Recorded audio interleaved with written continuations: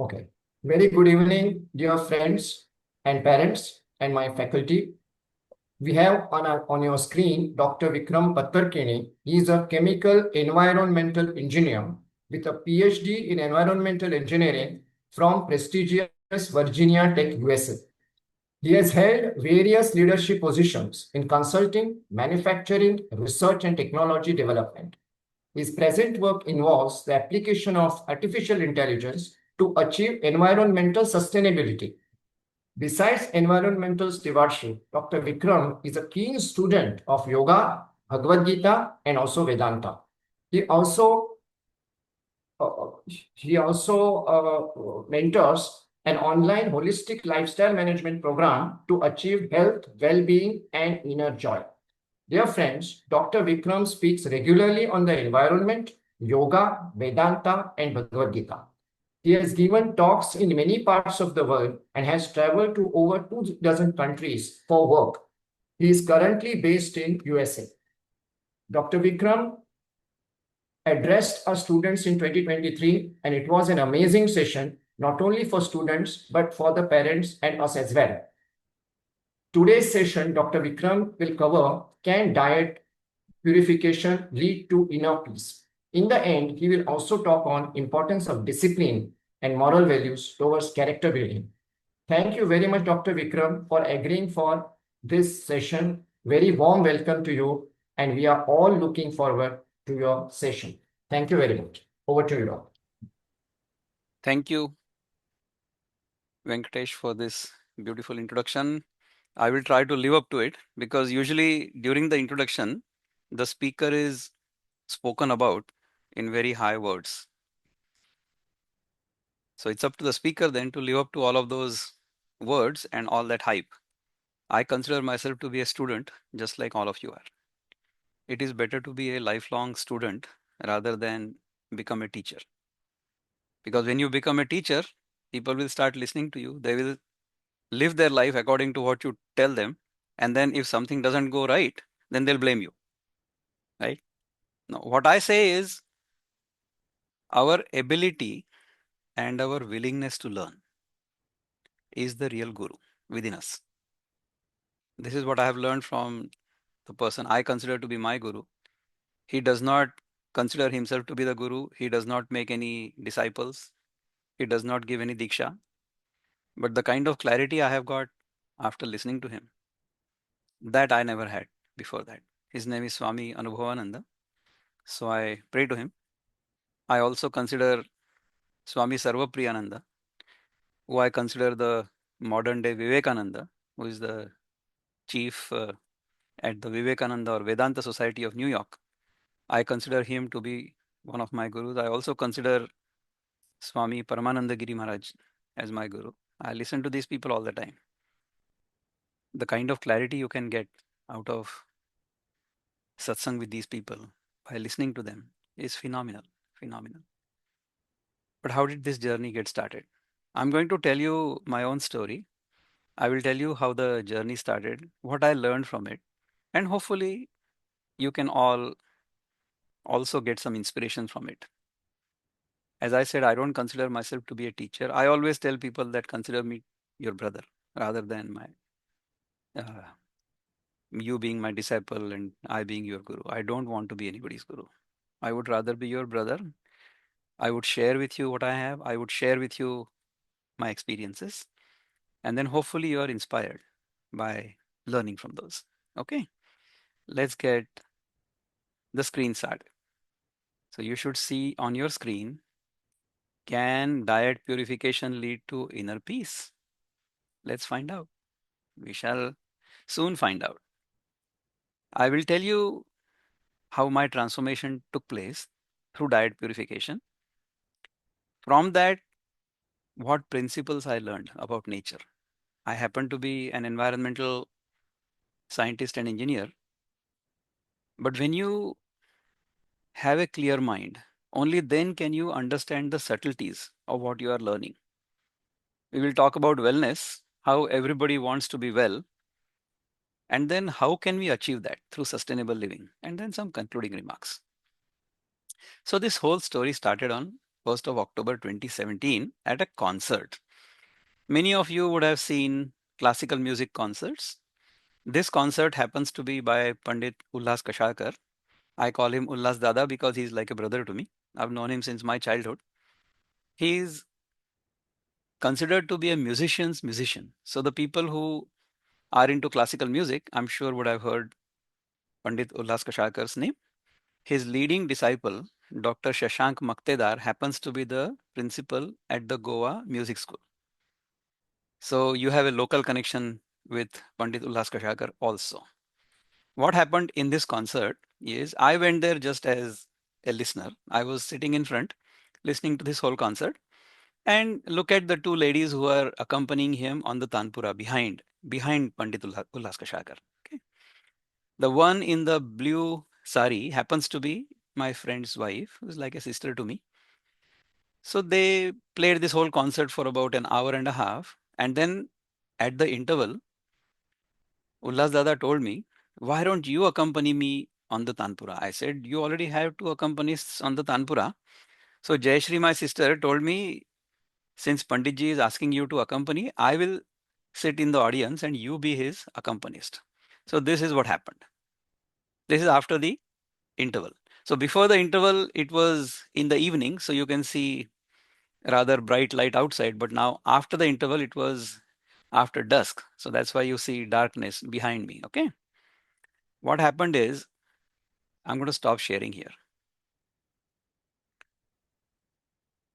I sat there for about an hour and my feet were hurting, my legs were hurting.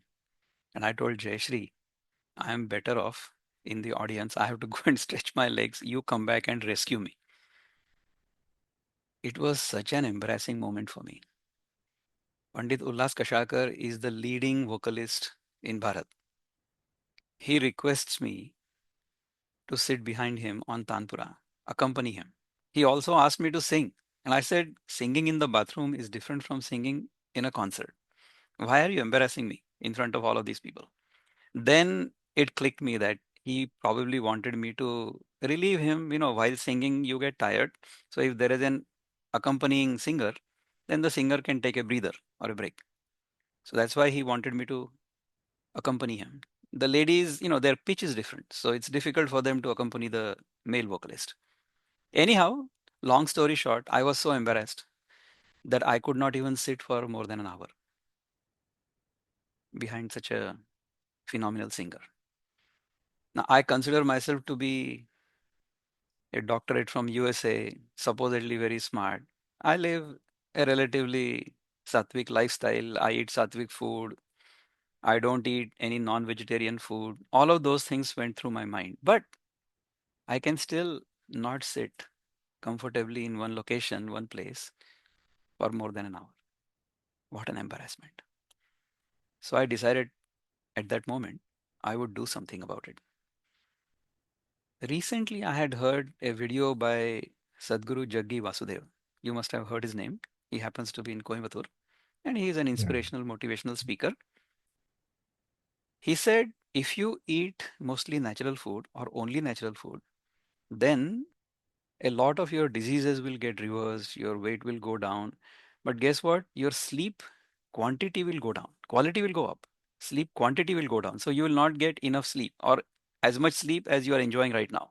So if you don't want to sleep less than what you're sleeping right now, then you should not do it. So if somebody tells you not to do something, then with great khundak and khunnas, we will do it. Right? मुझे ऐसा कैसा बोला कि ये मत करो, मैं तो करके ही छोड़ूंगा. Right? There was a dialogue in some Salman Khan movie, right? जो मैं बोलता हूँ वो मैं करता हूँ और जो मैं नहीं बोलता हूँ वो तो मैं करके ही छोड़ता हूँ. तो अगर मुझे कुछ ना करने के लिए बोला हो तो मैं बिल्कुल करके छोड़ूंगा उसको. Anyhow, long story short again, I bought a nice stainless steel pot from Chennai. I came home and I said, hereafter, I'm going to eat only freshly cooked food or natural food. And I did that experiment for the following 3 or 4 months. And I'll tell you the results. You will be surprised what happened thereafter. All right. So I started in October, right? So this is the 5th of October photograph. When I started the experiment, in about 5, 6 weeks, I started feeling better. Okay.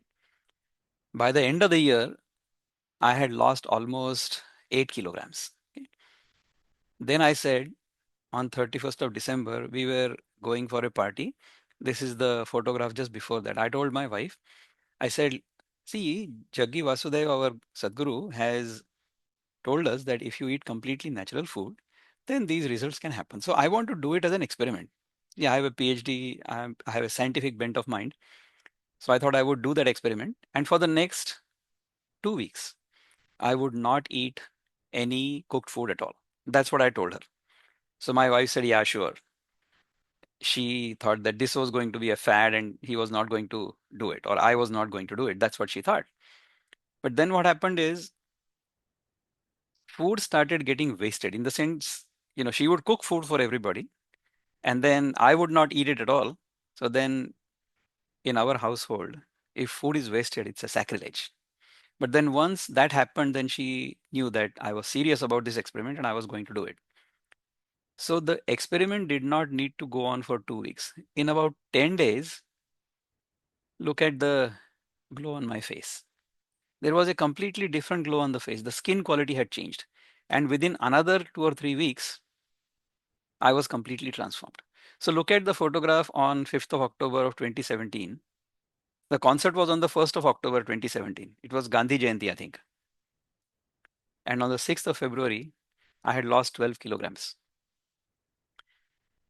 Guess what? I used to do yogasan. I had learned yogasan as a teenager.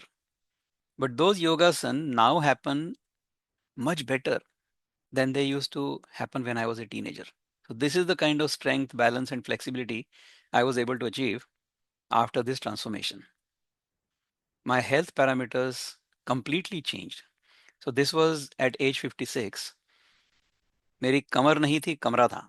So 36-inch waist for 6'8". Oh, sorry, 5'8" means 68 inches, right? So if your height is 68 inches, then your waist should be less than 34 to be healthy. So in about 3 or 4 months, it came down to 31. Okay. Weight came down from 80 to 68 kilograms. Blood pressure became normal. Post-meal blood sugar became normal. Cholesterol became normal. A few months before this, I had checked my sugar and it had turned out to be 156, which is slightly above the normal. Normal is about 150. So doctor told me that I have a predisposition towards diabetes because my father has diabetes. So then I said, am I doomed now to have diabetes hereafter? That didn't happen at all. What I learned was what kind of disease one will get depends upon heredity. But whether I will get a disease or not depends upon me. See, this whole world works on the principle of cause and effect. That's what we learn as scientists. As scientists, what we learn is we observe phenomena and then we try to figure out why those phenomena might be occurring. Why means cause and effect, cause and effect, cause and effect. Correct? So I said, okay, I am at this situation right now. And after having done this experiment, now I have seen a different situation. So therefore, I'm trying to correlate this change to whatever causes that might have caused this, right? So when you correlate such things, you start learning things. That's how a scientist learns things. The scientist does not invent anything. The scientist discovers things.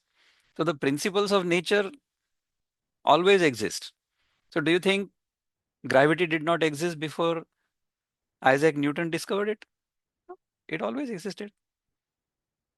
If I had seen the apple fall from the tree onto the floor or onto the ground, what would I have done? I would have picked it up and I would have eaten it because that's all I know. When I see food, I eat food. That's our rule number one, correct? But Isaac Newton thought about it and he discovered the law of gravity. Then also he created a mechanistic model of this whole world, and you learned laws of Newton. Okay, first law, second law, third law, all kinds of laws you have studied. Then there are laws of thermodynamics. There are laws of all kinds of things. You are in 10th, 11th, 12th grades. You have studied so many laws that sometimes you probably wish that these scientists would never have been born and they should not have discovered all these laws. So I won't have to study all of them. The scientists don't invent any laws, they discover laws. Let's go ahead. I'll show you some more slides. How many of you have eaten a Maharaja thali like this? Yeah, this is what you were used to eating. This is what I was used to eating. This is what I used to love. This is a vegetarian meal, by the way. Even by eating a vegetarian meal like this, you could become quite fat. Guess what? No creatures except human beings cook their food. Of course, cooking will enhance the flavor and digestibility of some food items, but it decreases the nutritional and energy value of food. So therefore, what happens is larger quantities of cooked material will be eaten. Now let me explain to you this principle, how this works. So let's say my daily requirement of nutrients and energy is 100, just for sake of simplicity. Now, whatever I consume, I don't convert all of that into energy and nutrients or my body mass. You know how the food works? We eat some food, some material from the food gets stuck onto our body, and the rest of it we throw away. Is that clear? We consume solid, liquid, gas. We are breathing right now, so we are consuming gas. We will eat after some time, or I will eat after some time, food. I will drink water. I might drink water even during this whole speech. Solid, liquid, gaseous inputs to the body. Some of that material will get stuck to the body. How long does that happen? Until we grow tall as we can. So many of you aren't completely at your peak height yet. Some of you are going to grow even taller, hopefully.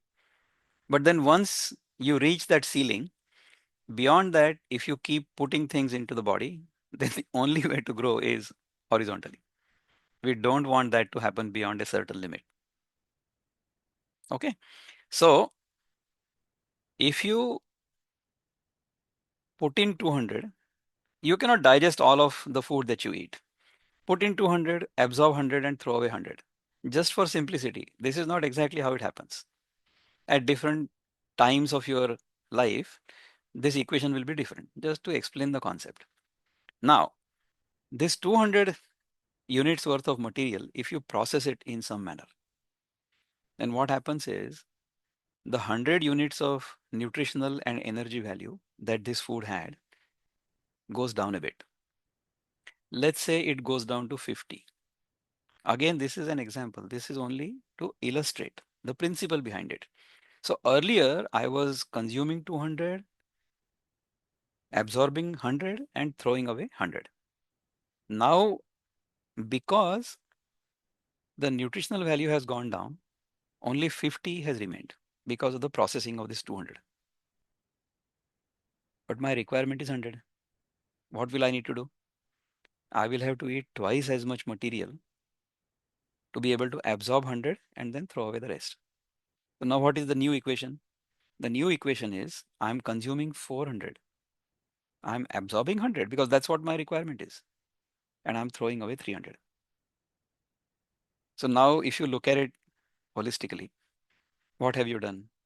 Earlier you were generating 100 units worth of garbage. Now you are generating 300 units worth of garbage. So you have become 3 times more efficient in production of garbage. Is that why we are here on this planet? Is that the purpose of this human body or human birth? You have learned that efficiency means you put in as little as possible and you produce as much as possible. If you can convert 100% of the input into the desired output, then your process is 100% efficient and there is no waste.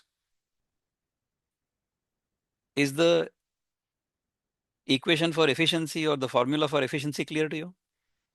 If you design a process, if you put in something, all of that gets converted into what you desire. None of it is wasted. This is called 100% efficiency. What we have done is we have become 3 times more efficient in creating waste or garbage. How many of you have seen on Discovery Channel or on National Geographic in Africa, a whole bunch of deer are running around and then a tiger is chasing them? Out of the 50 deer who are running, one will get caught. Guess who will get caught? The one who is the least efficient, right? Even in your class, if you happen to be the worst student of all, in this academy, nobody fails. I know that. But in some classes, in some general classes, if somebody is getting the lowest grade, not able to pass, then what will the teacher say? The teacher will say, Beta, you do the same grade next year also. You have to repeat it. What nature does is it will eliminate inefficiency. By that, it will naturally promote efficiency. This is how nature evolves. Nature promotes efficiency and eliminates inefficiency. The same thing happens with us. If we are generating more waste, are we being efficient or inefficient? So we are going to be eliminated quicker. So the people who live inefficiently, nature will eliminate them quicker. How will the nature eliminate them quicker? By giving them diseases. So the person or the organism who, I will say only person, because no organism will consume more than necessary. Only human beings, Homo sapiens, will consume more than necessary. Because our rule is what? See food and eat food. That's not what nature appreciates. In nature, the inefficient specimen will be eliminated. So if we consume only what we need, convert most of it into what our body requires, and then throw away the rest which we cannot really absorb at all. Because food will have dietary fiber. So even if we eat completely natural food without processing it at all, there will be dietary fiber we cannot digest. So therefore, that will be thrown away. But there are advantages of that as well. Maybe I'll talk about it a bit later. So let me go back to my presentation. I'm going to tell you these stories, interesting stories. So if you look at natural food, this is what I was consuming during those 15 days. Completely natural food produced through photosynthesis, which includes fruits, soaked nuts and seeds, vegetables, sprouted grains and lentils. These kinds of foods will contain enzymes. Every biological cell contains self-digesting enzymes. Eating like this is very energy efficient because you're not putting any energy into cooking it or processing it. When you get used to food like this, you know or you realize that it is juicy, tasty, and full of life energy. Okay. If you live like this, or I lived like this for a whole year, that entire year 2018, I did not eat any cooked food at all. Because in those first 10 days, there was such a change that my experiment, which was going to be only for 2 weeks, that continued for the 52 weeks. Throughout that journey, my gut microbiome was transformed. What happens? I'll tell you this story as well. When you hear these stories, when you learn these principles through stories, then those stick with you.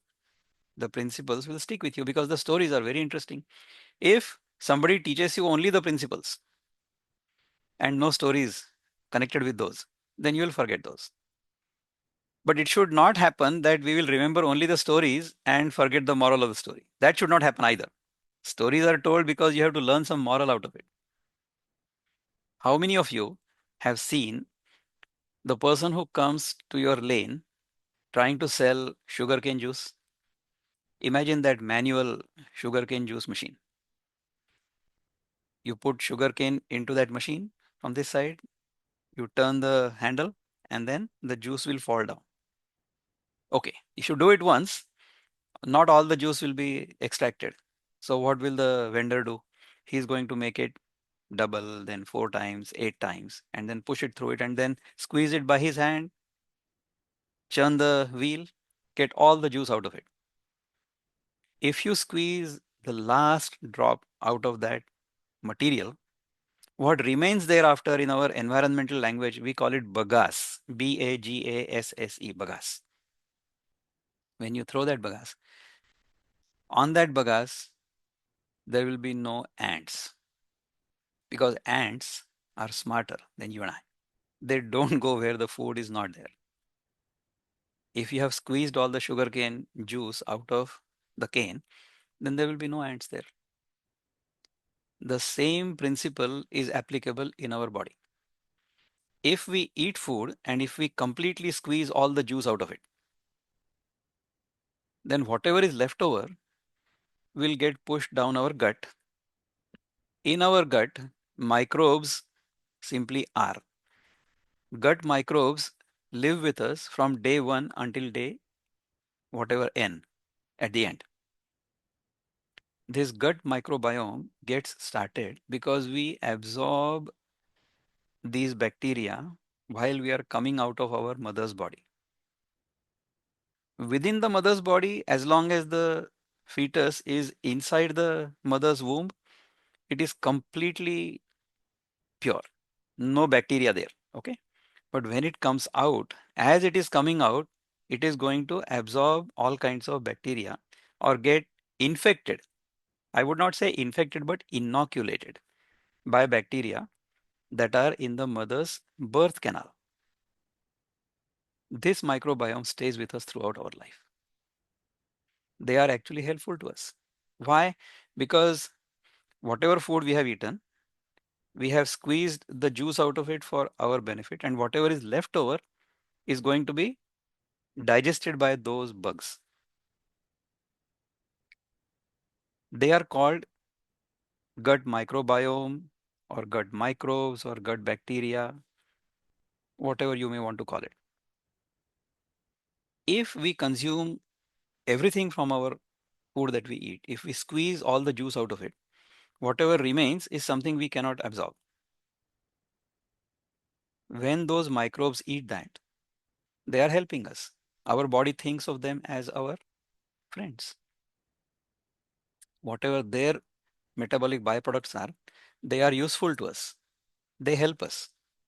They create vitamins that our gut will absorb. So they're helpful to us. So this is ideal scenario. What we do, unfortunately, is we consume food when we are not hungry, and then undigested material goes down our gut, which means we haven't completely squeezed the juice out of the first batch. We already put the second batch. So undigested material goes down our gut. Now what will happen? Some juice is left over. So then the ants will grow. In our gut, when such microbes grow, which are consuming the same food we are consuming, then our body thinks of them as enemies. If you throw a piece of bread onto the road and two dogs want to eat the same piece of bread or the piece of meat or whatever you want to feed them, the stronger dog is going to shoo away the weaker dog. So in our body, if our strength is good, if our immune system is good, then even if we eat something and don't digest it completely, and we have some microbes that are competing with us, we may still be able to deal with them. But why unnecessarily get into a battle if we don't have to? If we can achieve our strategic objectives without actually pointing a gun at somebody or without firing a bullet, you can point the gun, but you don't have to fire the bullet. That would be the ideal victory. The ideal victory is when you don't have to go to war at all. If we eat something, if we completely squeeze the juice out of it and let the rest of the material go through our gut, that should be plan A. In plan B, we create those kind of organisms which will compete with us. Because of that, our immune system will be activated because these are enemy organisms. So our body will try to fight them. When we do this routinely or consistently, then our body remains in a perpetual state of inflammation. There are doctors in this meeting, so I should be very careful about what you say, what I say, because I'm a dumb engineer. But I have learned these principles through experience. So if the body remains consistently inflamed from within, then that is the root cause of, I would say, 99% or a majority of lifestyle diseases. Modern doctors will agree with that. What I did during this whole experiment is I started eating natural food, and I also ate only when I was hungry, which means that between meals you are fasting. So initially when I did the experiment, I used to eat many times a day. I used to feel hungry many times a day because I used to think, this is only ghas phus.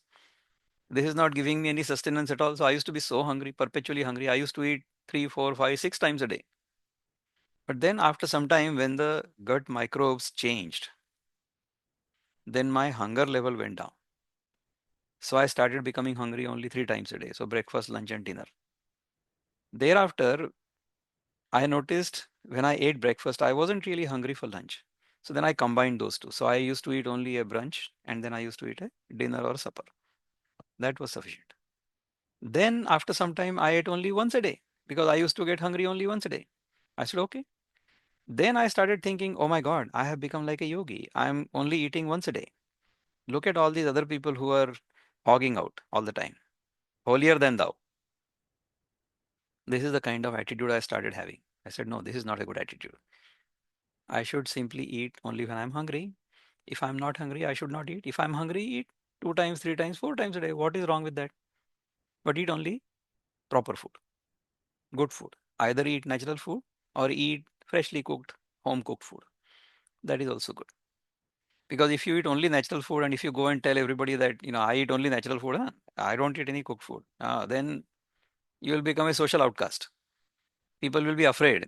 Oh my God, aa gaya ye vegan, raw vegan. Hmm? So people will be afraid of you. There is no need to do that. You eat when you're hungry. You eat even when I go to parties, when I go to people's homes for when they invite me for lunch or dinner, whatever, then I'll choose the things that I know will agree with me. I eat more of that and I eat less of other things that I know my body doesn't agree with. That's good enough. And then once I come home, I'll fast longer. Make sure that the previous batch gets digested properly. So if I eat mostly natural food, some cooked food every now and fast long enough, I can live very healthily. I'm happy to tell you, since 2017, so it's been how many years now? It's been almost 8 years, right? I haven't really got sick. I used to get colds at one time, and I would be sick for almost a week if I got a cold. These days, in the last so many years, I have got colds every now and then. Every now and then, very rarely, I would say, once in a while. But the cold will get cured within a day or so, a few hours. So it's been great. I haven't even had a headache in the last 8 years. Can you believe? So this kind of health is possible if you live this kind of lifestyle. All right, going forward. Reduced inflammation, reduced mucus levels, reduced allergies, improved body flexibility. You already saw that. Improved oral hygiene. One doesn't need to brush one's teeth if one eats only natural food, by the way.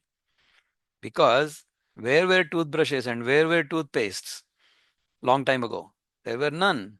People used to eat only natural food. Therefore, their oral hygiene was awesome. The skin is glowing and clear. Body odor is reduced, so you don't have to use too many deodorants, antiperspirants, and things like that. Diseases get reversed. So in my case, I was supposed to be pre-diabetic, but that became completely normal. Body weight, sugar, cholesterol, blood pressure, heart rate, everything becomes completely normal. Sickness is very rare. Recovery is very quick because of improved immunity. Okay? Some practical advantages of living like this: our food requirement is lower, so therefore weight generation is also lower. I already gave you that equation. Our sleep quantity goes down, but quality improves. Therefore, your productivity is better. If you are awake more hours during the day, your productivity will be better. In my case, I travel internationally. Earlier, I used to suffer jet lag, but I don't anymore. You save time because you don't have to spend too much time in cooking food, and therefore you don't have to do any dishes. Okay? You save fuel. Cooking skills are not necessary. And then if you invite me to your house, you are not going to be too tensed as to what to feed him. You can just give me some fruits and a knife, and I'll cut my own fruit. After this purification, I learned these principles of nature. I learned that nature is supremely efficient. There is no such thing as inefficiency in nature at all. Organisms are naturally programmed for survival and propagation. They appear and flourish in environments suited to them. Each organism plays a beneficial role and contributes to the health and balance of its ecosystem. Okay? No organism consumes anything more than necessary, and a healthy ecosystem will showcase balance among species, promoting diversity. Okay? These are some of the natural principles. If one is observant enough, one will learn. And being an environmental scientist and engineer, I observe nature all the time. My job is to observe nature and see what we can learn from it and how we can do things so that our environment remains clear, pure, and convenient for us. Any questions so far? If you want to ask any questions, then you'll have to raise your hand. I will unmute you. You ask your question and then I'll answer it. If you want to ask any questions so far, if you have any doubt, I'll be happy to answer that question. And if not, I'm going to continue. Let's move forward. Okay. Why do we do all this? We all want to be well. We all want to be healthy. We all seek health and well being. We all want to be joyful. Everybody wants to be joyful and everybody wants to avoid sorrow, right? So, who is here who doesn't want to be joyful and who doesn't want to avoid sorrow? All of you want to be joyful. All of you want to avoid sorrow. We all want to be well at emotional, spiritual, intellectual levels, physical and environmental levels, and as well as financial, occupational, and social levels. Correct? You know what? Health and joy are within us. It is our essential nature. If we realize that, then we will be always joyful. We will never be sad at all. This can unfold when we live in harmony with nature's laws. Okay. So if you wanted my entire lifestyle to be summarized in one sentence, there is a shlok in the Gita, chapter 6, verse number 17. Yuktahara viharasya yuktacheshtasya karmasu yuktaswapnavabodhasya yogo bhavati dukkha. Those who are temperate in eating and recreation, balanced in work, and regulated in sleep can mitigate all sorrows by practicing yoga. If you live like this, you will never be sorrowful. All right. Another principle I have learned is this entire universe is completely pervaded by one principle which is completely impartial. People call it God. We call it Ishwar.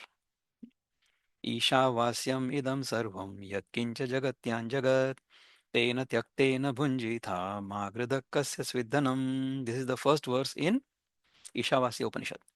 Everything in this universe is pervaded by the divine. That renounced, enjoy.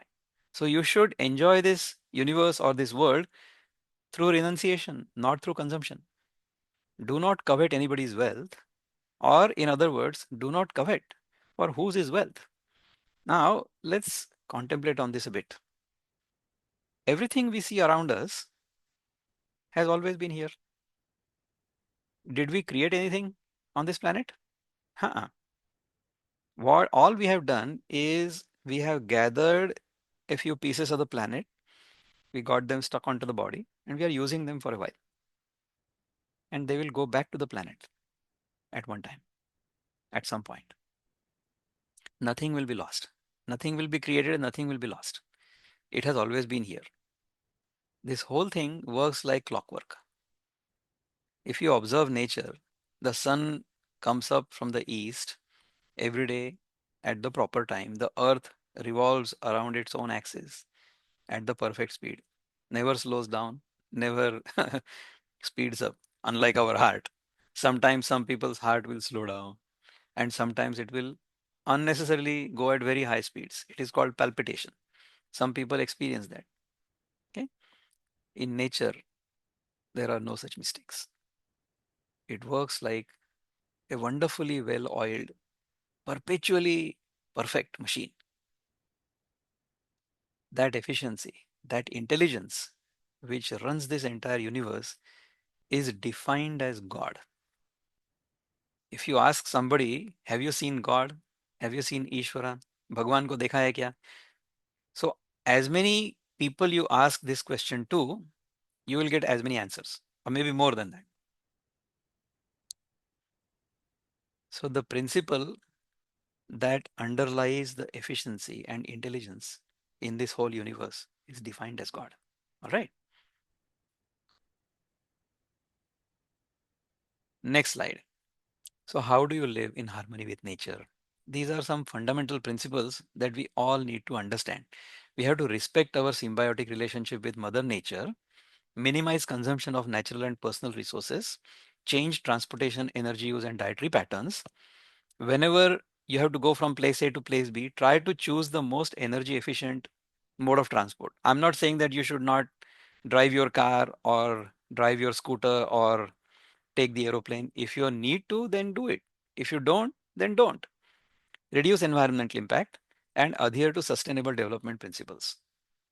Okay. So how do I live from day to day in my own life?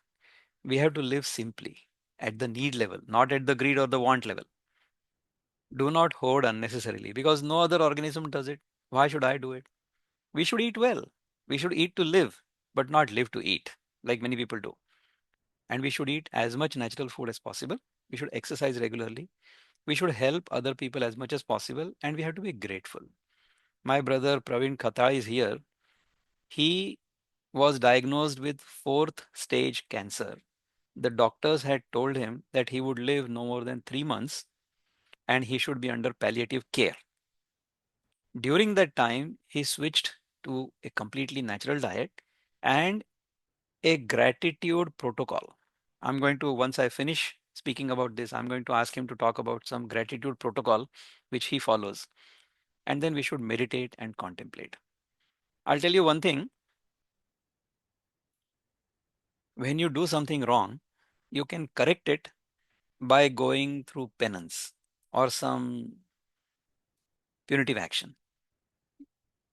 उसको बोलते हैं सजा या मराठीमध्ये म्हणतात शिक्षा किंवा प्रायश्चित्त. You understand prayaschitta, which is atonement of something wrong we might have done.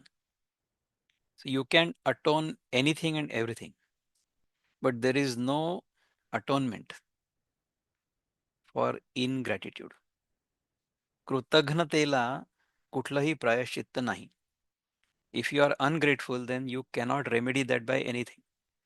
So you should always be grateful for what you have received from other people. If you express that gratitude, then that itself is very therapeutic. I will ask Praveen to tell us about it at some point. Let's go forward. So, what are the don'ts and do's? If you want to take away some message, everybody asks, you have given such a nice lecture, but what is the take home message? Okay, so I'll give you these commandments, some don'ts and some do's. So, what should you not do? Don't make any sudden changes in diet.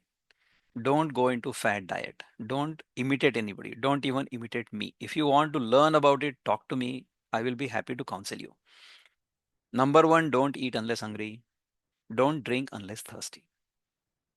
Don't eat more than twice a day. For boys and girls below 18, this rule is not applicable. You should eat only when you're hungry. You should eat as many times as you need to eat, but eat home cooked meals and you should eat as much natural food as possible. I'll tell you that. Don't eat past the first burp. 50% space in our stomach should be for food. 50% should be left open for digestive juices and air. Don't eat snacks between meals. Avoid stimulants, intoxicants, drugs, refined sugar, refined anything, and animal derived products as best as you can. Okay. Once you have learned what not to do, you should learn what to do. You should eat as much natural food as possible, local and seasonal. Right now, it's season for mangoes in Bharat, and I'm missing those. So I make do with the Mexican mangoes we get in America, and I love those.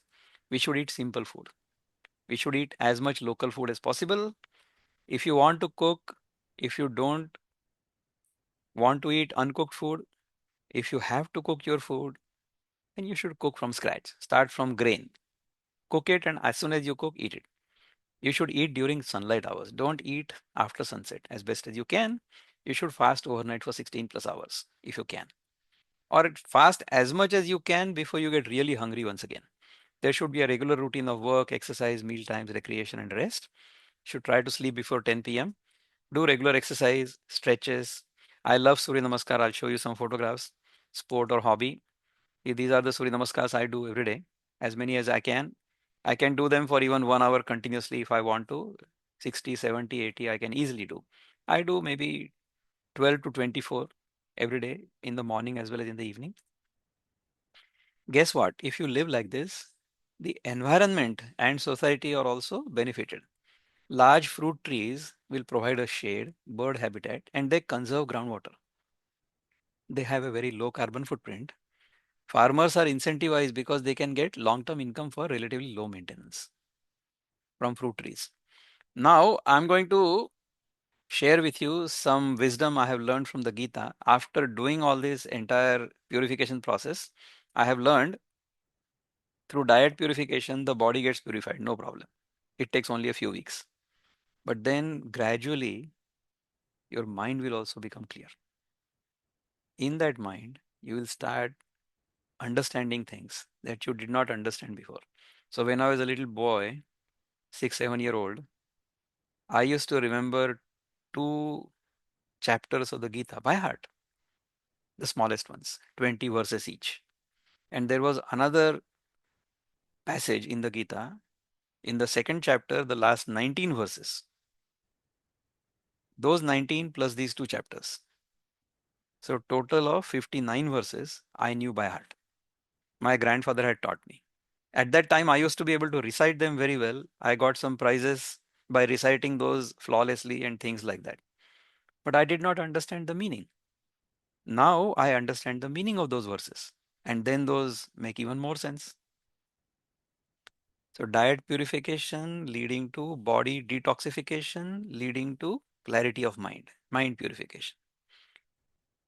आहार शुद्धीतून देह शुद्धी आणि नंतर चित्त शुद्धी. This is the journey. I'm telling you my own story. This is what I experienced. That's why I'm sharing with you my story. All right. In the Gita, third chapter, 13th verse, Bhagavan says, Yajna Shishtashinas Santo Muchante Sarva Kilvishai Bhunjate Te Tvagam Papa Ye Pachantyatma Karanat. The spiritually minded who eat food that is first offered in sacrifice are released from all kinds of sin. Others who cook food for their own enjoyment verily eat only sin. All right, what does this mean? It means that if we perform our duties towards the ecosystem for us is the society. If we perform our duties towards the ecosystem, then only we can take something out of the system. Otherwise, if we live like I want to only take out of the system but not contribute, then you are an inefficient specimen. Nature is going to eliminate you faster. Don't do that. Yajna Shishtashina Santo Muchante Sarva Kilbishe. So only after we have contributed to the system, contributed to the society, do we become eligible to get something out of it. So if you don't contribute, my rule of thumb is what? I should do yoga before I eat anything, any day. So the rule of thumb is on any day you feel like eating, you should do yogasan first and then eat. Okay, if you don't feel like eating, don't do yogasan. No problem. Simple rule. अन्नाद् भवन्ति भूतानि पर्जन्यादन्न संभवः यज्ञाद् भवति पर्जन्यो यज्ञः कर्म समुद्भवः. All living beings subsist on food. and food is produced by rains. Rains come from the performance of sacrifice, and sacrifice is produced by the performance of prescribed duties. If you look at it from the social point of view, think of the government as the clouds or the rain. When we contribute our tax money to the government, then the government is able to rain on those who tax need that money. So the government collects money from us as tax, and then it redistributes that in terms of development schemes and people's well-being. So we all do our own duty. That is the karma. Yajna karma samudbhava. So our duty towards the society is the yajna in today's language. Unless we do that, there will be no rain. And unless there is rain, there is no food. And then people cannot eat. So we have to contribute to this whole cycle of societal well-being. एवं प्रवर्तितं चक्रं नानुवर्तयति हयः अघायुरिन्द्रियारामो मोघं पार्थ स जीवति. Parth, hey Arjun, the one who does not follow the cycle set forth in motion lives sinfully, living only for the satisfaction of the senses. Such a person lives in vain. So if we live selfishly, if we don't contribute to the society, if we are not grateful, then we are not living well. Now, this is the one verse which everybody in our country has heard, but everybody has completely misunderstood, or most of them. कर्मण्येवाधिकारस्ते मा फलेषु कदाचन मा कर्मफलहेतुर्भू मा ते संगोस्त्वकर्मणि. We have control only over our actions, not over their results. We should never consider ourselves to be the cause of the results of our activities, nor be attached to inaction. All right. So we've been told that you should do your duty, but you should not take the results out of it, which means you go and do your job, but you don't take any salary. Is that what it means? No, I hope not. I mean, I do work, I expect something in return, right? Everybody does. What the verse means, what the verse really means is we have control over our actions, but we do not have any control over the results of those actions. We are explained the word adhikar as right or हक. कर्म करने पर तुम्हारा हक है, किंतु उसका जो फल मिलेगा उस पर तुम्हारा कोई हक नहीं है. ऐसा कैसा होगा? This was a great philosophy for the British or for the oppressors of the country to teach us. You should do your duty, but you don't get any results. What the results I will take. It's wonderful, isn't it? That's not a good thing. That's not what it means at all. It only means that I have control only over my actions. I don't have any control over the results of it. So if I eat like a pig, I will grow big like a pig. I don't have any control over the results of those actions. The results of the actions will happen according to natural law of karma. If I do bad karma, I'll get bad result. I'll get sorrow. Right. So this is the last thing I wanted to talk about. Hereafter, the next slide is going to be some concluding remarks. We should consume sattvic diet only when hungry, only till the first burp. We should eat as much natural food as possible, exercise regularly, do yoga, sun, pranayam, be grateful, look to contribute, meditate, relax, be healthy, be happy. Thank you for listening to me so patiently. I was hoping to finish this quicker than 1 hour, but in the flow of words, it became 1 hour. If anybody has any questions, comments, Amazing, criticism. amazing, doctor. Now, I think there is one question. I got a message from Prakhar. Prakhar, please ask your question. And I'm sure students have questions. They can also raise their hand, and then accordingly, I'll call out their names. But let me just, doctor, can you Once just give you me raise your permission to hand, unmute? no, once you Yeah. raise your hand, we'll unmute only one person at a time. Otherwise, there will be confusion. Ah, Go ahead, yeah, that please. is better. Please raise Prakhar your hand, then Jain. I'll see your Prakhar, name in front of on my screen, then I can unmute you, please. Thank you so much for being so patient and listening to me. I hope this was useful to you. Prakhar Jain, awesome. I'm going to ask you to unmute. Go ahead, Prakhar. If you feel comfortable, you can also start your video. Go ahead. Yes, sir. Can Yeah. you see me now? Yes, I can see you Yeah. and wonderful. I So, can hear you well. Go ahead, please. so this question is coming from a vegan. I'm a vegan myself, but I have a question with respect to you suggesting that animal products should be reduced. My philosophy is different, but since you were referring to the Gita and what Shri Krishna said, did Krishna himself suggest not taking animal products? I mean, of course, vegetarianism was encouraged, but did he also mention it specifically to avoid the milk products? Because he himself did not. I mean, he is God, so I mean, I understand that, but did he specifically say no to animal products for humans? That's a very good question. You can go on mute again, Prakhar. Did Krishna advocate not using animal products? Quite the contrary. Krishna was a cowherd in his childhood. He used to take care of cows. Krishna was instrumental in popularizing vegetarianism that includes milk products. Incidentally, the kind of milk we used to get. I'll tell you the principle behind consuming milk from cows or other animals. Nature's principle says all mammals require milk. All mammals must have milk, but only from their own mother, only until a certain age. Beyond that, milk is not really required or necessary for survival. Many people all over the world live very well without milk.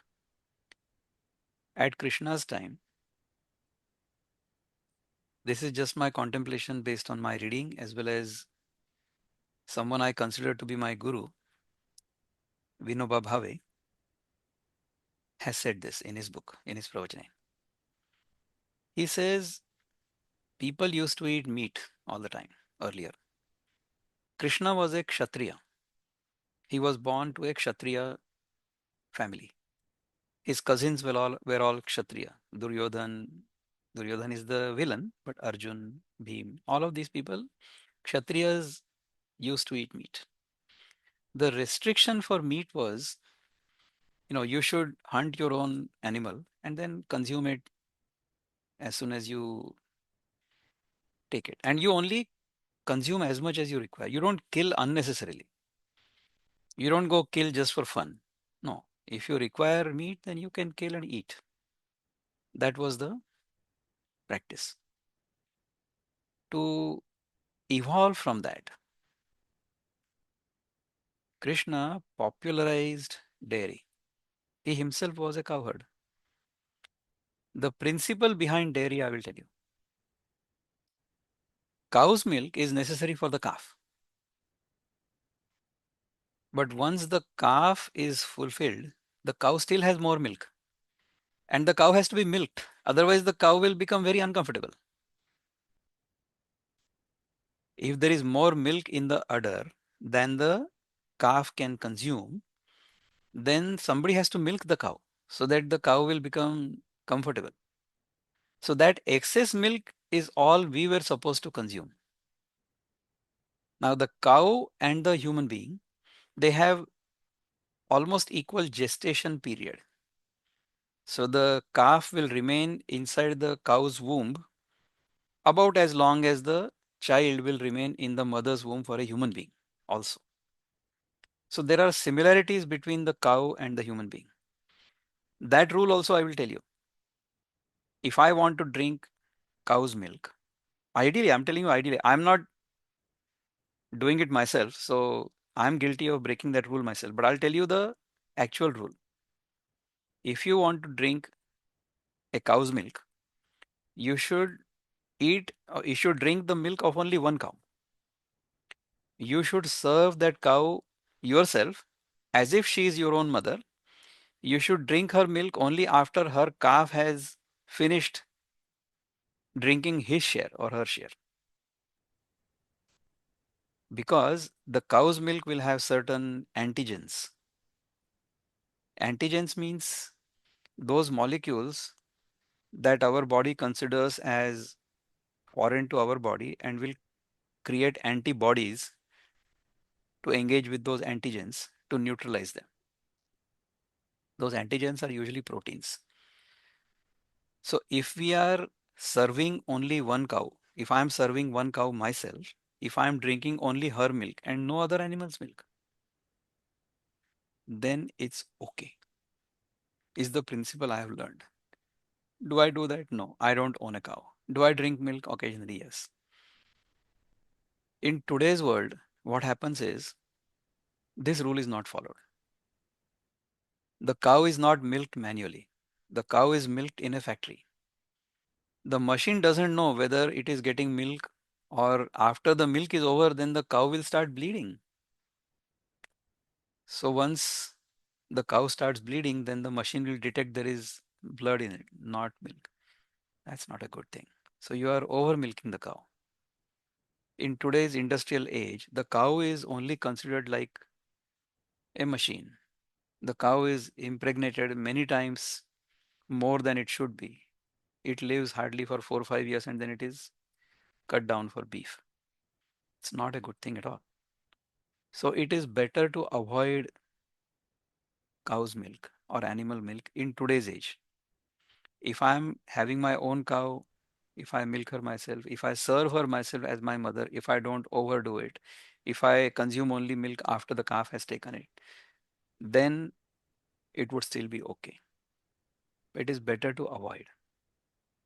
In my case, if I eat dairy products, then I get excessive mucus anyway. So I avoid. The only thing I do consume as a medicine is the ghee. The ghee doesn't bother me. So I do consume ghee. But you don't have to. I mean, you can consume coconut oil. Coconut oil has similar properties, just like ghee. So I alternate between those. I also consume coconut oil. I also consume ghee sometimes as a medicine. Again, I take food as medicine. I consume my food itself as medicine because the fundamental disease we all have is hunger. And the remedy for that disease is food. So if you eat food like a medicine, in the 15th chapter, Bhagavan says, Aham Vaishvanaro Bhutva Praninan Deham Ashritaha Pranapana Samayukta Pachamyannam Chaturvidham. Before that, one verse before that, he says, uh, Pushna Michaushadhi Sarva Somo Bhutva Rasatmakam. Oh, Adosh, you have unmuted yourself. Do you have a question? Go ahead, Adosh. If you want to ask a question, go ahead, please. So I have Yeah, a Dada. uh, okay. Okay, I have one question, Dada. Can I ask you? Yeah, go ahead, please. Dada, there are for mankind, Creator has created the 24 elements which have been given to all the mankind. My opinion was that there will be an additional bonus requirement which is called AI. But I have one very difficult question for you. Can AI be democratized? Okay, so I would consider this question to be out of the scope for this particular discussion. So I'll take it later with you separately. Yeah. I'll take another question related to what we are speaking about today. So VPD, you had a question? Doctor, can we take our students' question and we'll allow other people Yes, who are correct, not correct. part Huh, of the exactly. institution to ask questions in the end? Yeah. Absolutely. Now, Okay. before I bring in one of the students, the next student, Doctor, I just have one question related to spiritual progress. Okay, I'm coming to that. It's related to this.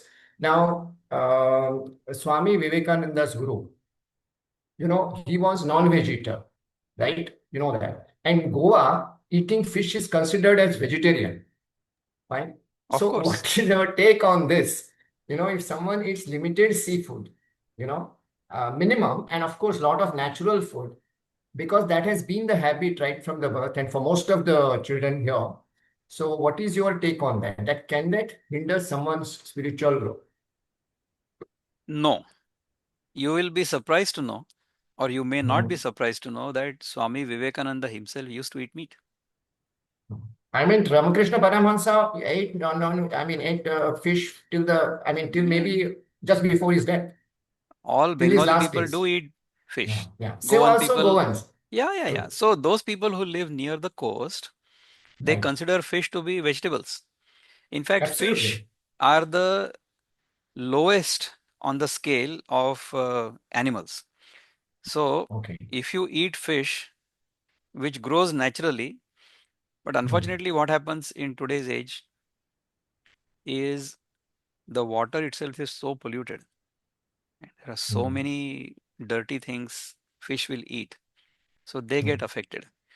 Also, Mm. what happens is pollution will become more concentrated as it goes up the food chain because a Mm. lot of pollutants, lot of intoxicants, a lot of not intoxicant but toxic material is fat friendly. It is called lipophilic, means Mm. it absorbs better in fat than in water. So if the fish Right. contains a lot of fat, then it will have a higher Mm. dose of pollutants than vegetables or vegetable matter True. or algae or whatever in the sea. So from a pollutant dose point of view, the higher you go onto the food chain, the more dose of pollutants you will get. Lowest Right. dose is of course vegetables. Right. So if you want to protect your health, then it is better to avoid fish. But if you cannot avoid fish, if you like fish, once again, if you eat food because you enjoy food, so you live to eat, and that's not what we are supposed to do. We are supposed to Doctor, eat to no, live. that is not the question here. That is not the Huh. question here. Suppose you are born and brought up in an It's okay. environment where the local food has a lot of stress on fish, fine, and you have been brought up like that. Even in a Brahmin family, where Brahmins, Of course. and many Brahmins in Goa eat non-veg, but particularly fish, Yes. seafood, limited fish.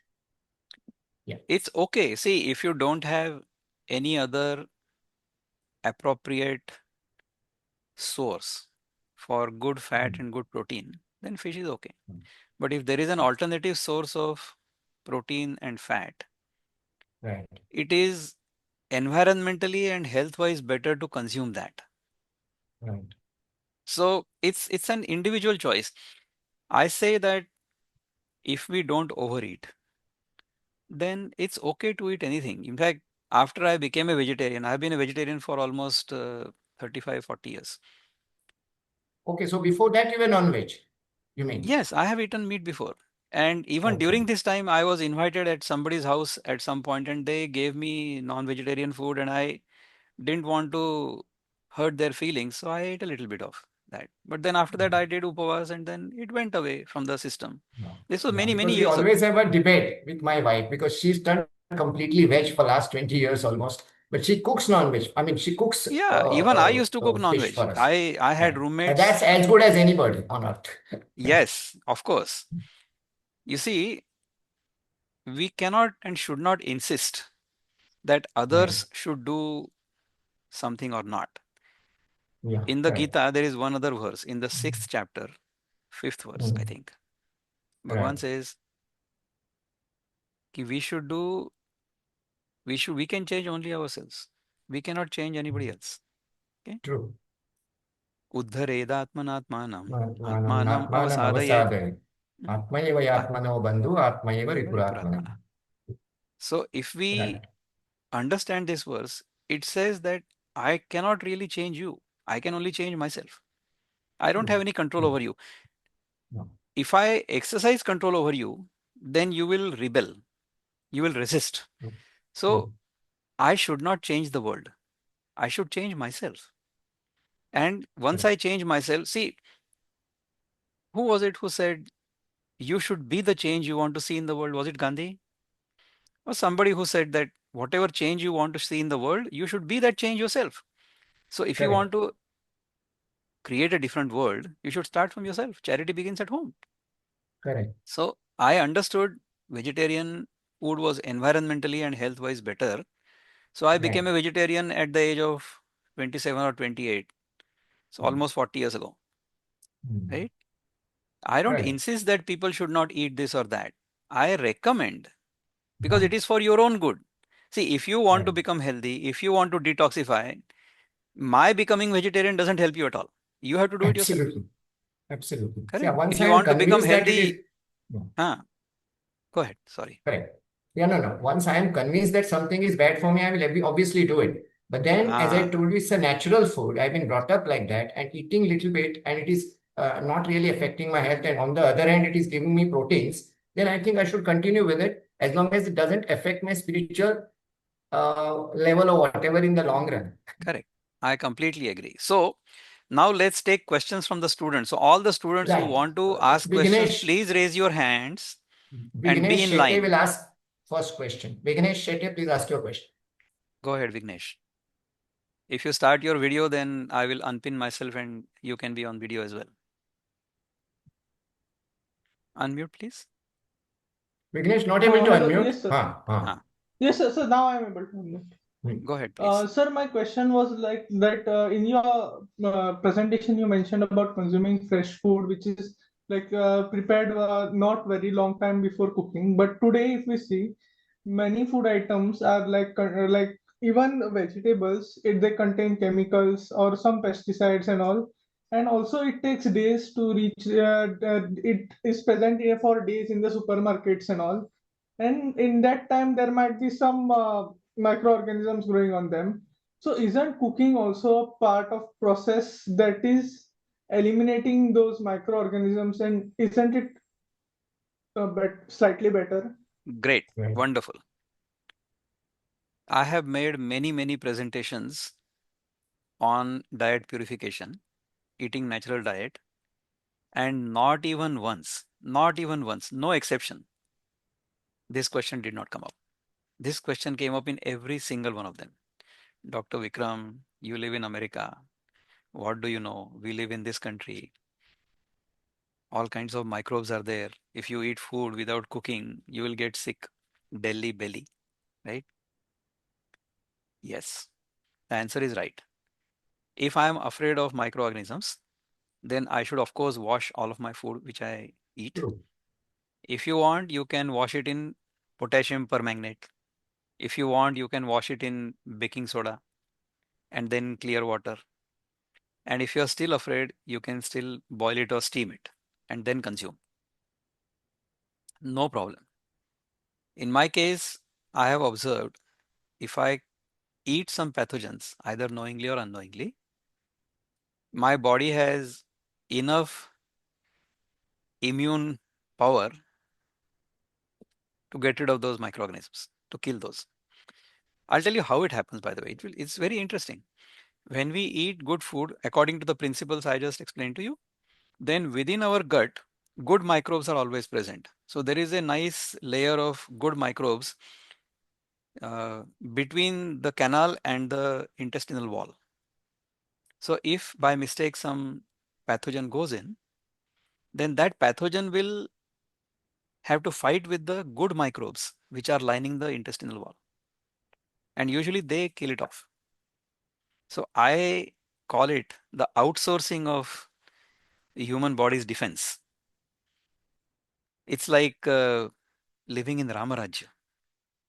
Means I have a Vanar Sena which protects me. Even if I don't tell it, it will go and burn the Lanka on its own. Right? So this microbial population which is beneficial for me, the friendly gut microbes, they will kill the pathogens before the pathogen will reach the intestinal wall.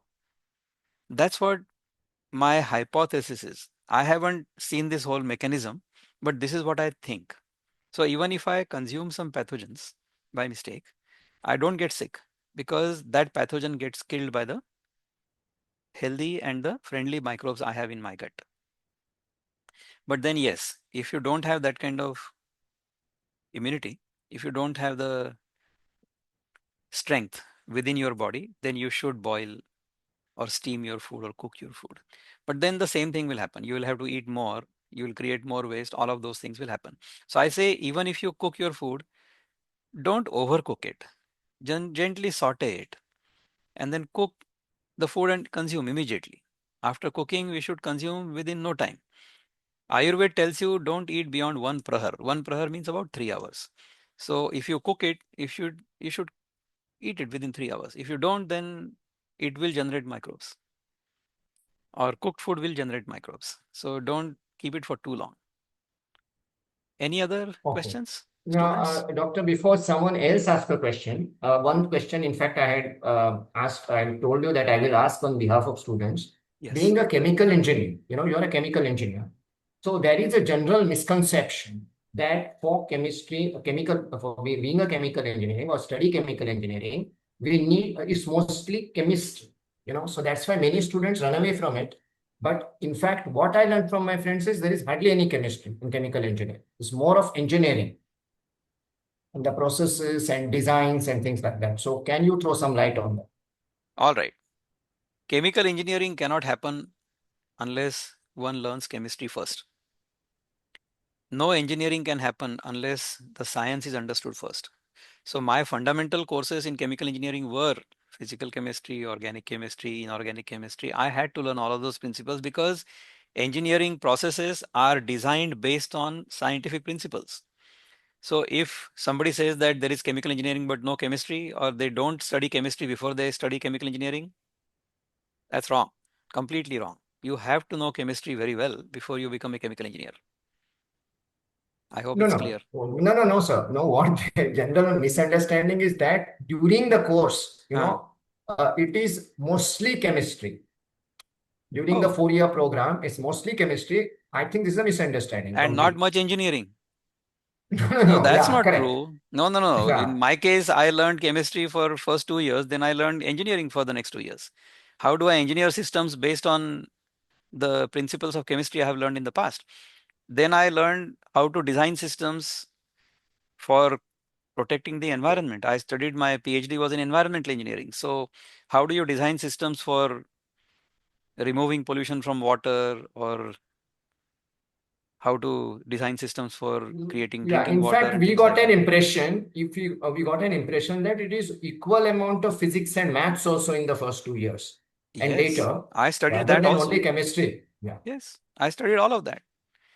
For Okay. the first 2 years, I remember I studied physics, then organic chemistry, inorganic chemistry, Right. physical Right. chemistry, dynamics, mechanics, strength of materials, all of those things I studied. Then in the So it's last two clear now. years, then I learned the chemical Hmm. engineering processes, then how to design those systems, Hmm. things like that. Okay. Okay. So that's mostly engineering. Yes. Now, you mentioned in your biodata that you are using your work involves application of AI to achieve environmental sustainability. Can you throw some light on that? Because many Oh, students are thank you for that interested in it. question. Oh, great. Wonderful. You see, AI is useful when you have to deal with a huge amount of data. It becomes very useful. The way I would study things and then take away some outcomes or inferences from whatever I study, this brain is now computerized. So whatever natural intelligence I have, it is now captured in an AI engine or an AI platform. So the AI platform is able to do what I am able to do naturally much faster. So if somebody like me will take maybe a couple of months to do a certain task, the AI platform or the AI engine will do it within 2 minutes or even quicker than that. So you save Right. so much time. But I'll tell you the limitation of AI. AI is only as good as the information it is able to read. Okay. When currently, when AI doesn't know the answer, it will imagine an answer. It is called hallucination.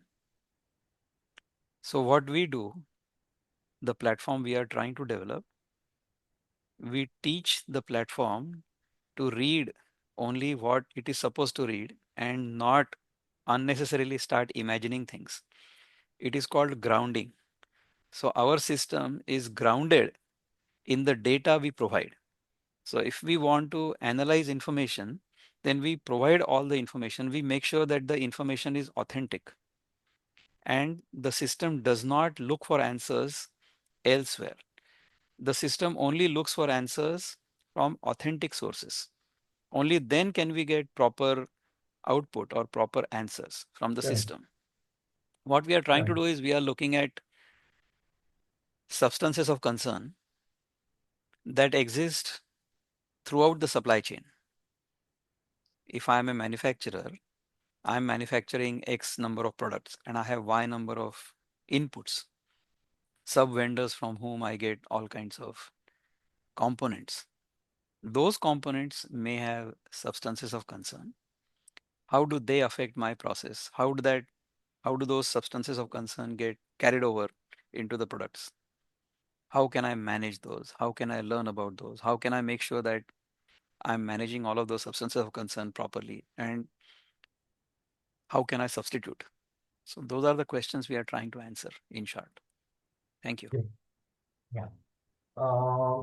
Any other question from among our students? Please raise your hand.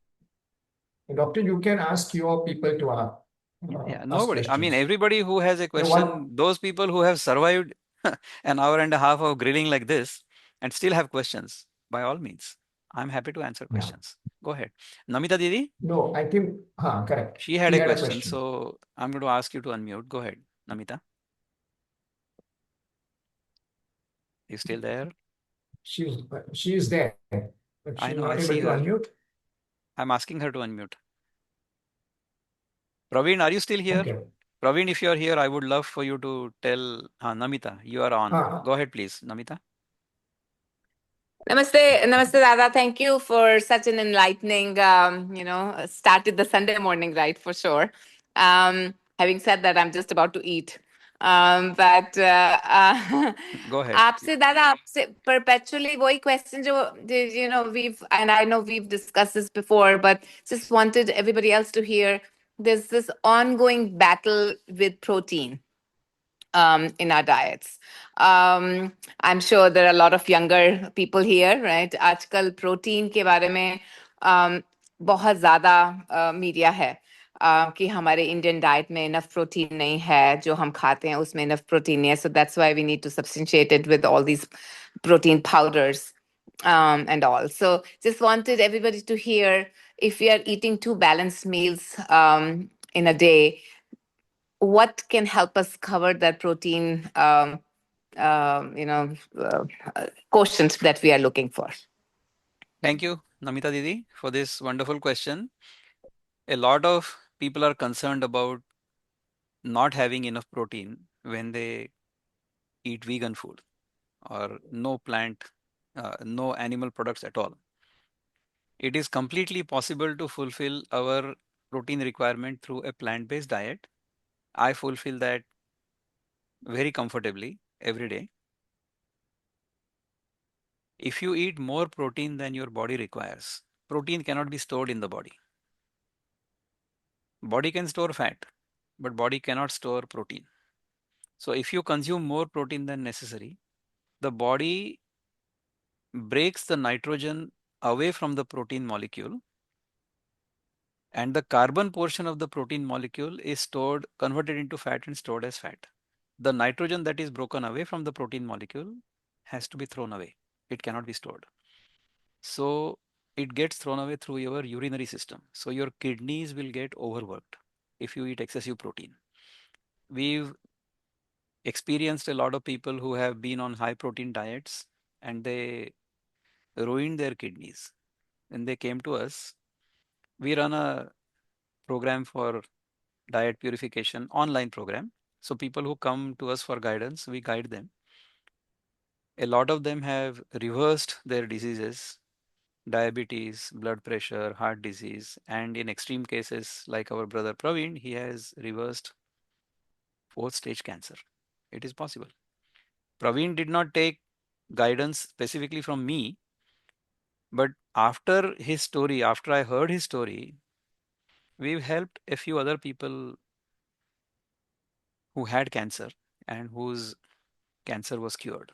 In some cases, the cancer is so far advanced that even we are not able to help. So it depends from case to case, but whatever we are able to do through diet purification, we are. Cancer is also caused by excessive protein, by the way. protein as well as sugar.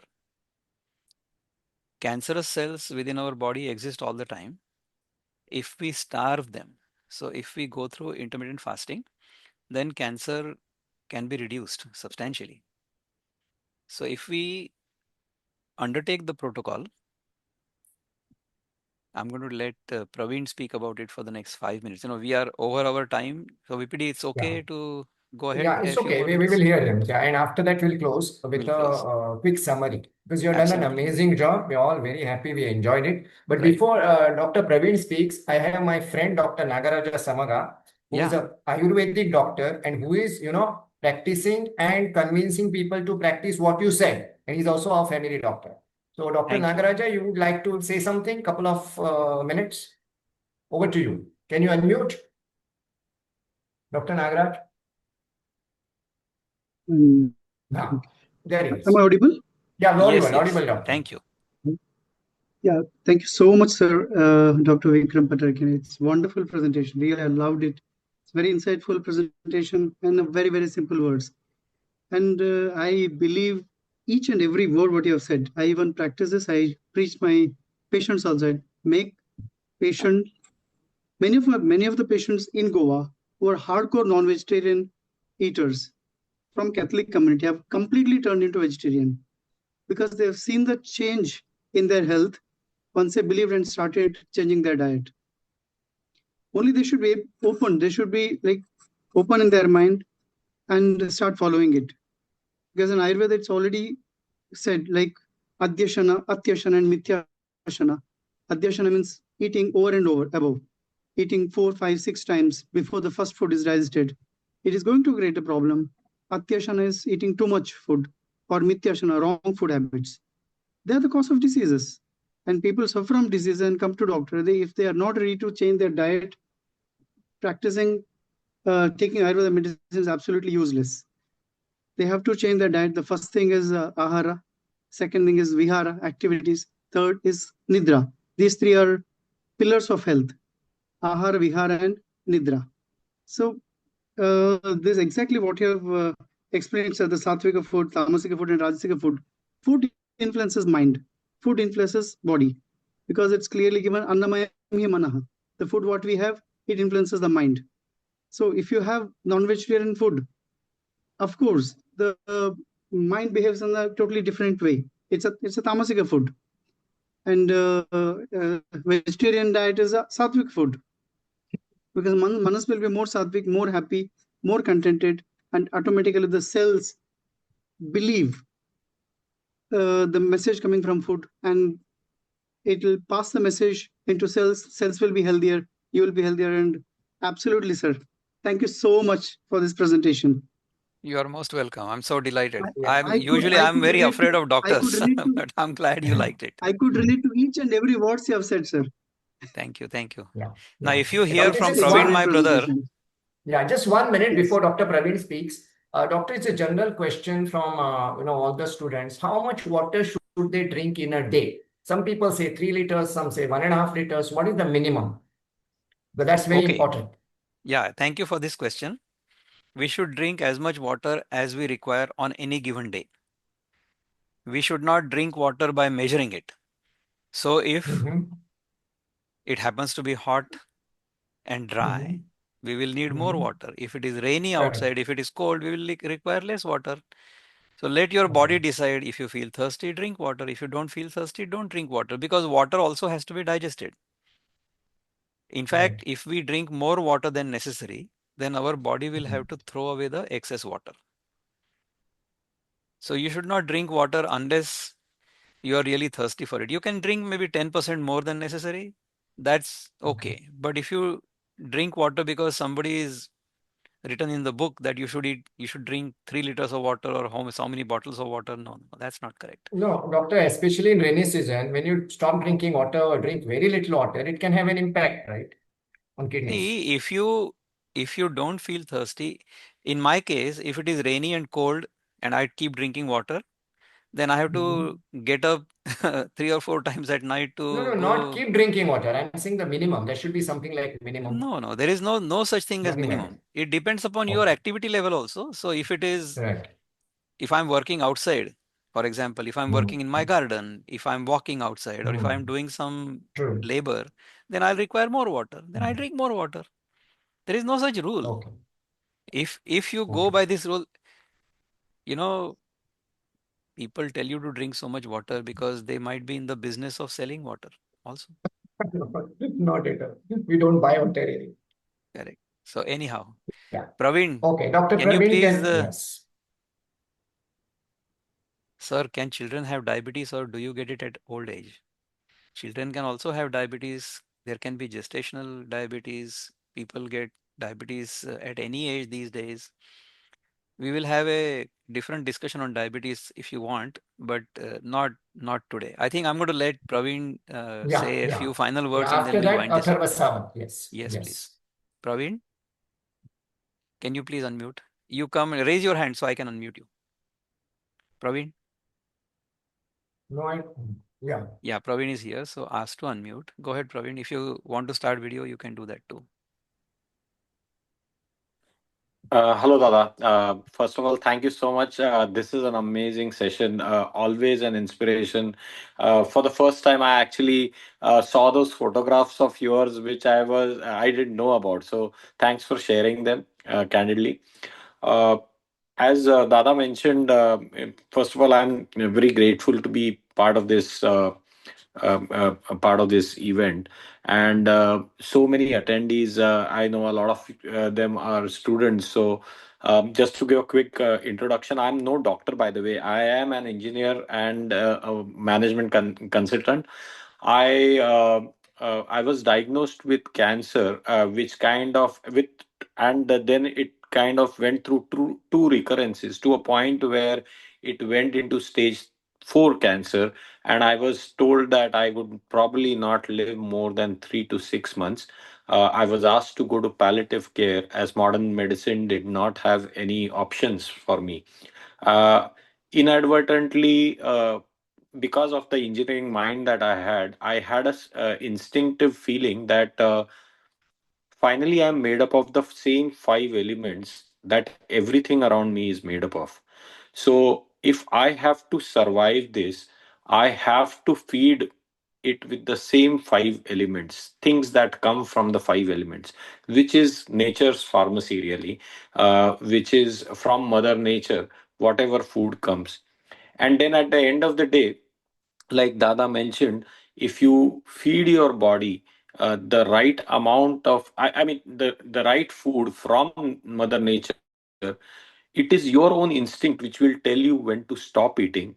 It will tell you instinctively, because the body has an intelligence of its own. It will tell you, I'm not thirsty.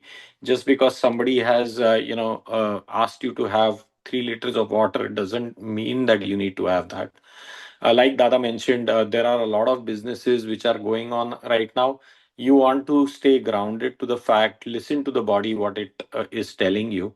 And having done that, you will be surprised. Actually, within a period of 5 weeks, I was able to reduce 70% of my tumors. It was by purely by God's grace and nature's blessings that I was able to do that. So I thank you for giving me this opportunity to share this with you. And Dada, over to you again. Thank you so much. Thank you, Amazing Mr. session. Praveen. Thank you, Mr. Thank you, Praveen. Praveen. Now, yeah, Atharva Sawant, a student, will propose vote of thanks and will also summarize quickly what he understood. Yeah. Atharva, please, can you unmute or not yet? Okay, okay, just a minute. Can we give him Yes, permission? Yeah, yes, sir. yeah. Um, Good evening, everyone. It is truly an honor to extend a heartfelt gratitude to a remarkable individual whose insights and presence have enriched us today, Dr. Vikram Pattakine. Dr. Pattarkine is not only a distinguished thinker but also someone who brings a rare blend of scientific understanding and philosophical depth. His talk on Can Diet Purification Lead to Inner Peace has opened our minds to the deeper connections between what we consume and how we feel, not just physically, but mentally and spiritually. Sir does not consider himself as a teacher because people then live their lives like how you do, and if something goes wrong, then they would blame you. Therefore, he lives his life like a student and tells people to consider him as their brother. On the 1st of October, there was a concert by Pandit Ullas Kashalkar, and Sir considers him as his dada. Sir was listening to his concert, and during the interval, Ullas Dada asked him to accompany him on the Tanpura. Sir sat there for about an hour and his feet and body started hurting.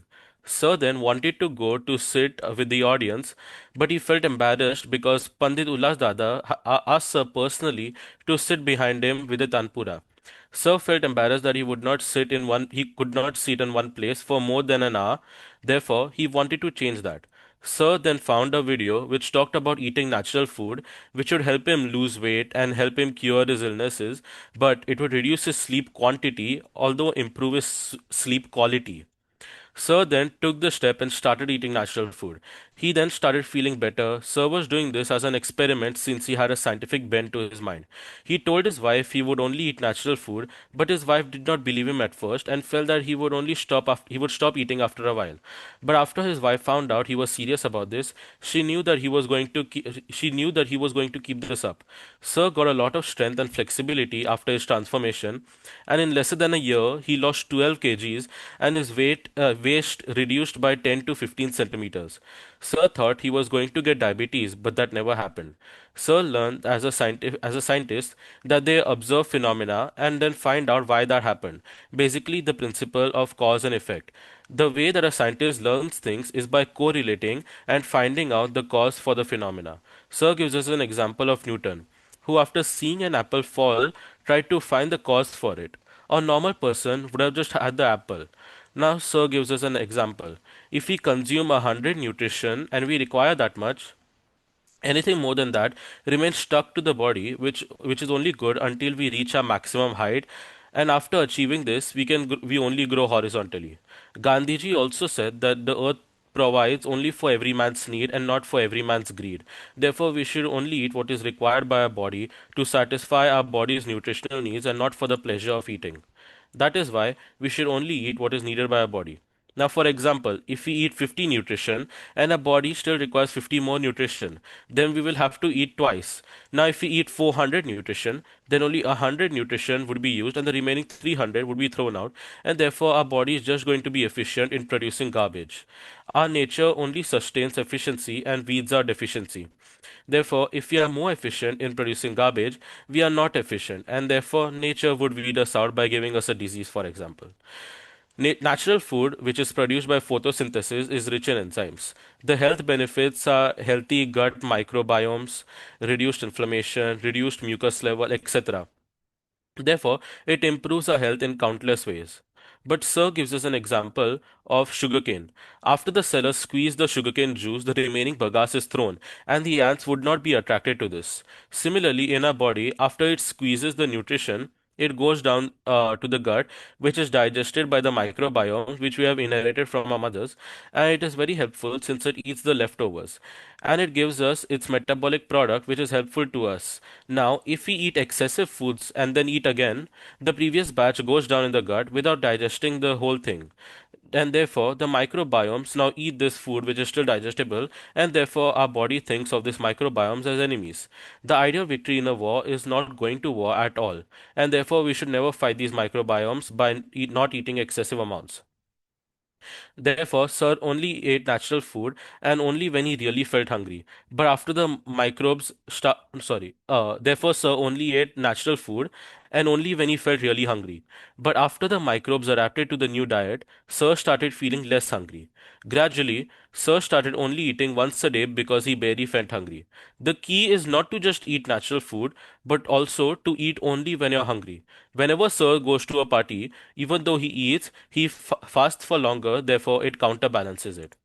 Body odor and oral hygiene also improves. Diseases also reverse. Sicknesses become very rare and recovery is quick. Personally, I could learn a lot from this because I become sick quite frequently, and as I'm speaking right now, I'm actually under the weather with a throat infection. The goal for this is wellness. The goal for us is wellness. Human beings seek health and wellness to become joyful, and I doubt that anybody would not want to be joyful. Sir defines God as the thing that underlines efficiency and the whole universe when we travel and the whole universe. When we travel, we should think if we really need to use our automobiles or if we can use the energy in efficient ways. Sir then also tells us to always be grateful. The don'ts are don't make any sudden changes in your diet, don't eat unless you're hungry, don't drink unless you're thirsty, don't eat more than twice a day, but this is not applicable to boys and girls who are under 18. Don't eat past the first burp, and don't eat snacks between meals and avoid intoxicants and animal products. The do's are eat natural food, eat simple food, eat meals during sunlight hours and fast overnight for 16 plus hours. Regular routine of work, exercise, recreation, etc. So also enjoys Surya Namaskar. When Sir was a boy, he remembered 59 verses from the Gita, which his grandfather had taught him, and won countless prizes for reciting them flawlessly. He did not understand what they meant back then, but now he does. Sir's rule of thumb is to do yoga before eating or anything. If you don't want to do yoga, then don't eat. Sir then tells us about the most famous Gita verse, which most people misinterpret. People think it means to do work but don't expect any results. What it actually means is that we have control over only our actions and no control over the results produced by them. Sir, I also want to add that you recite the Gita verses very well. In a world that is constantly rushing, Sir reminds us that sometimes peace begins with the simplest of choices, what we put on our plate and what we choose to leave out.